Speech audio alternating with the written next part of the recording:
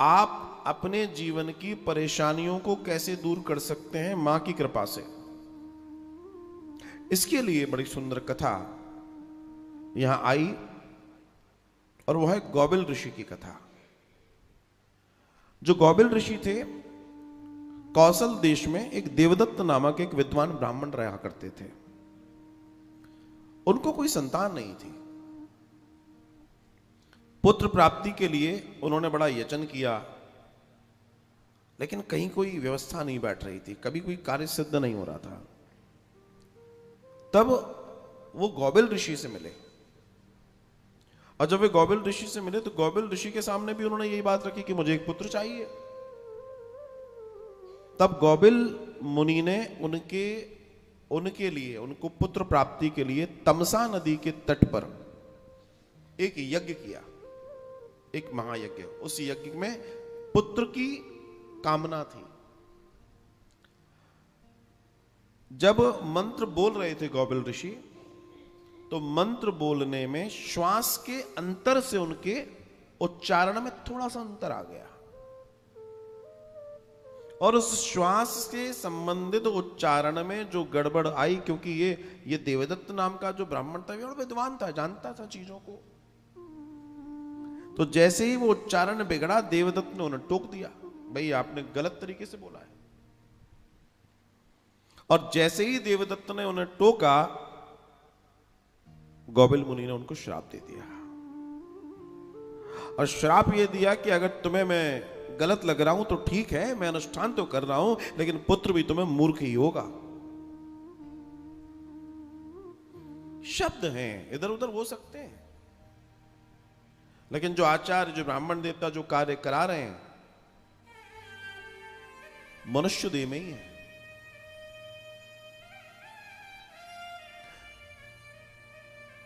अनायास अनजाने में कोई कार्य हो तो उसको त्रुटि नहीं माना जाता, जिसकी जानकारी ही नहीं है। वहां जो भाव होता है ना, भाव सारी चीजों को साध के ले जाता है। गौबिल जी को यह लगा कि बताओ, ये ब्राह्मण अपने आप को इतना श्रेष्ठ और ऐसी बातें कर रहा है, और उन्होंने श्राप दे दिया, जा तुझे पुत्र तो होगा लेकिन मूर्ख होगा।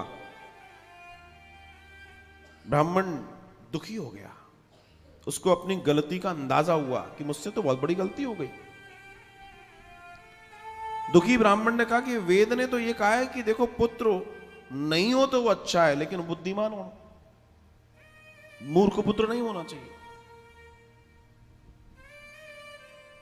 अब उन्होंने कहा कि मूर्ख पुत्र की अपेक्षा पुत्रहीन होना ज्यादा अच्छा है। और फिर उसमें भी ब्राह्मण योनि, और ब्राह्मण योनि में मूर्ख पुत्र हो जाए तो समाज का भी बेड़ा गर्क करेगा। जिसके ऊपर समाज के कार्यों को श्रेष्ठता से विधिवत करने की जिनके पास जिम्मेदारी है, अगर वो व्यक्ति सही नहीं होगा, वो व्यक्ति ठीक नहीं होगा, तो गड़बड़ नहीं होगी। विचार कीजिए। तब दर्शन आता है कि गौबिल जी से उन्होंने क्षमा याचना की। उनसे कहा कि आप क्षमा कर दीजिए साहब, मुझसे गलती हो गई, अनायास गलती हो गई, मोह में था कि मुझे पुत्र हो, मुझे लगा कोई त्रुटि ना हो, ऐसा कुछ ना हो जाए कि मेरा यज्ञ संपन्न ना हो। गौबिल जी ने कहा कि ठीक है, आगे आने वाले समय में तुम्हारा पुत्र बुद्धिमान हो जाएगा। उसके लिए उन्होंने फिर एक यज्ञ कराया, पुत्र हुआ साहब। पुत्र का नाम उन्होंने रखा उत्थत। ये बालक जैसे ही बड़ा होने लगा, तो इस बालक को अपने आप से दुख था, क्योंकि ये वास्तव में मूर्ख था। लेकिन ऋषि ने एक यज्ञ और कराया, अभी उसका भी नंबर आएगा। जीवन में आपके पास क्या है और क्या नहीं है, ये हमारे कर्म और प्रारब्धों का फल है। मूर्ख कौन है? अगर आपको श्रेष्ठ बुद्धि चाहिए, अच्छी बुद्धि,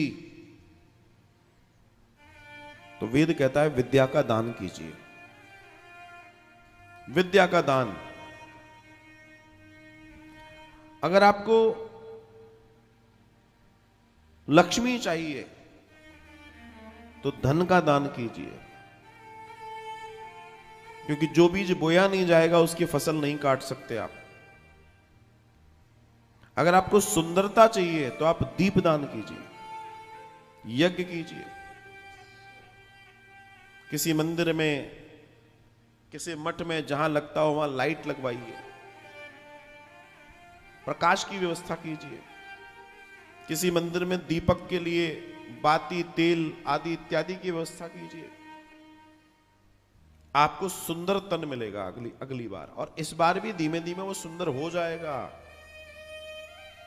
सुंदर तन से मतलब सिर्फ दिखने का नहीं, निरोगी काया दुनिया का सबसे बड़ा तन होता है सुंदर। जीवन में ध्यान रखिए, जिस चीज की तुम्हारे पास कमी है ध्यान रखने ना, तुमने उसके लिए बीज नहीं बोया। आज जो तुम्हारे पास नहीं है ना, वो इसलिए नहीं है क्योंकि तुमने उसके लिए पूर्व जन्म में कर्म नहीं किया। आज हमारे जो दुख है वो हमारे वजह से हैं। ध्यान रखना, जो परेशानियां आज है, अगर आगे नहीं चाहते तो अच्छे कर्म करो, अच्छे कर्म करो। अच्छा कर्म करोगे जीवन का आनंद होगा। उसने विचार किया कि मैं क्या करूं कि मैं श्रेष्ठ हो जाऊं। वो घर से निकल गया, गंगा जी के तट पे पहुंचा और वहां रहने लगा, और गंगा जी के जल को हाथ में लेकर कहता है कि मैं आज एक व्रत करना चाहता हूं। और उसने व्रत किया कि मैं सदैव सत्य बोलूंगा, सदैव सत्य बोलूंगा। क्योंकि दर्शन आता है कि सब सांच बराबर तप नहीं और झूठ बराबर पाप। सत्य बोलना अपने आप में एक बड़ा तप है, बड़ा तप। एक बार वो अपने आश्रम में बैठे, इतने में एक शिकारी ने किसी सूकर को बाण मारा और सूकर भागा। वो इसकी आंखों से, आगे से निकल के चला गया था, ऐसा दर्शन आता है। लेकिन बड़ा दिव्य दर्शन यहां पर यह भी है कि जब वो पीछे आया उसके दौड़े दौड़े और उसने पूछा कि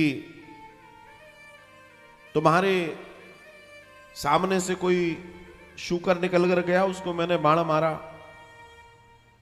चूंकि उसने सत्य का प्रण ले चुका था, बहुत समय से वो सत्य ही बोल रहा था, वो तपी हो गया था। और जिसमें तप होता है वो कुछ भी कर सकता है, उसकी वाणी सिद्ध हो गई। तो उसने उसका जवाब नहीं दिया। उसके मुंह से दो शब्द निकले, ए, सिर्फ दो शब्द निकले, ए।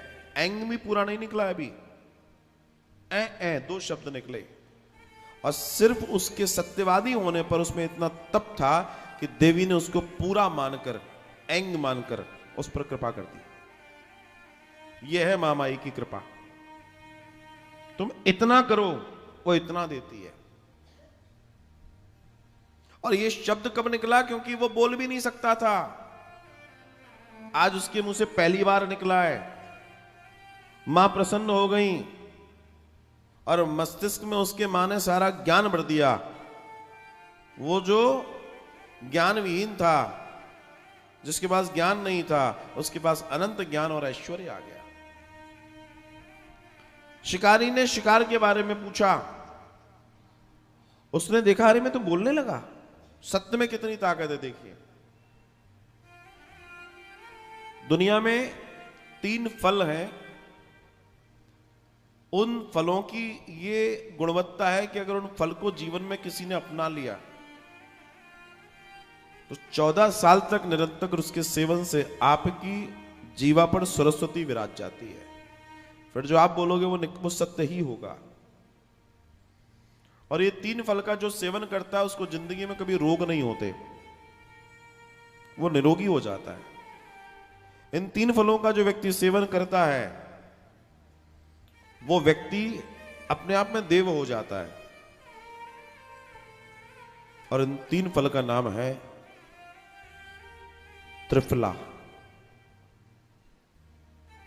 आंवला, हरड़ और जोर से बोलो, बहेड़ा।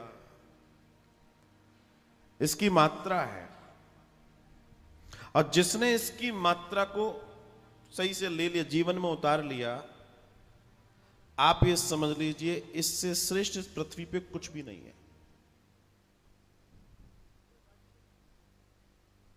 अगर 14 वर्ष तक लगातार किसी ने त्रिफला का सेवन कर लिया तो उसकी जीवा पर सरस्वती विराजमान हो जाती है। आज का भी दर्शन यही है, और जीवन में उसके शरीर में कोई रोग नहीं रह सकता, समस्त रोगों को पार कर जाएगा वो त्रिफला। शिकारी ने उसके पूछा कहां गया, तो उसने बड़ा सुंदर जवाब दिया, जिसने देखा वो बोल नहीं सकता, और जो बोल सकता है उसकी आंखें नहीं है। उसको तो सत्य ही बोलना था ना। अब अगर वो उसने पूछा कि कहां गया शूकर, तो वो क्या कहता कि मैंने नहीं देखा या देखा, लेकिन उसने अब बुद्धि आ गई सिर्फ 2 शब्द बोलने से, बीज मंत्र, और क्या बोला कि जिसने देखा वो बोल नहीं सकता। आंखों ने देखा, आंखें तो बोल नहीं सकती। बात भी सत्य हो गई और मामला भी सामने से हट गया। किसकी कृपा से? महामाई की कृपा से। ऐसी है महामाई की कृपा, ध्यान रखिएगा। उसकी कृपा के दर्शन में जो रहेगा उसके जीवन का कल्याण ही मान के चलना।